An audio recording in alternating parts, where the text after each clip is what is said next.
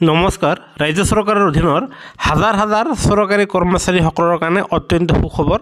যাৰ ফলত এই হাজাৰ হাজাৰ চৰকাৰী কৰ্মচাৰীসকলৰ কাৰণে আপোনাৰ ৰাজ্য চৰকাৰৰ অধীনৰ ফাইনেন্স ডিপাৰ্টমেণ্টৰ ফালৰ পৰা বিত্ত বিভাগৰ ফালৰ পৰা এক শেহতীয়া নিৰ্দেশনা প্ৰকাশ পাইছে আৰু এই জাননীখনৰ ভিত্তিত যিটো আপোনাৰ বিত্ত সচিবে আপোনাৰ ৰাজ্য চৰকাৰৰ অধীনৰ অন্যান্য আপোনাৰ বিত্ত বিভাগৰ সেক্ৰেটাৰীসকললৈ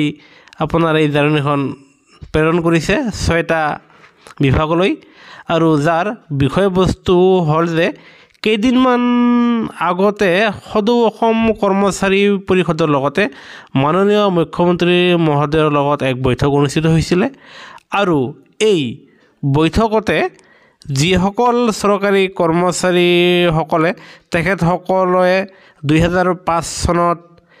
চাকৰিৰ বিজ্ঞাপন প্ৰকাশ পাইছিলে আৰু তেওঁলোকে 2005ত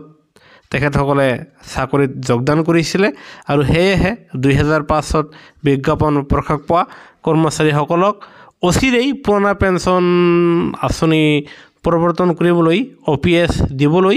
বিত্ত বিভাগৰ যিমানকেইটা বিভাগ আছে সেই সকলো বিত্ত বিভাগক অতি শীঘ্ৰে সেই কৰ্মচাৰীসকলক পুৰণা পেঞ্চন আঁচনিৰ কাম কাজ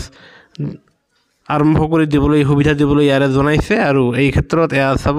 ৰাজ্য চৰকাৰৰ অধীনৰ 40,000তকৈ বেছি চৰকাৰী কৰ্মচাৰীসকলে পুৰণা পেঞ্চন আঁচনিৰ সুবিধা পাবলৈ গৈ আছে আৰু এয়া নিশ্চয় ভাল খবৰ সেয়েহে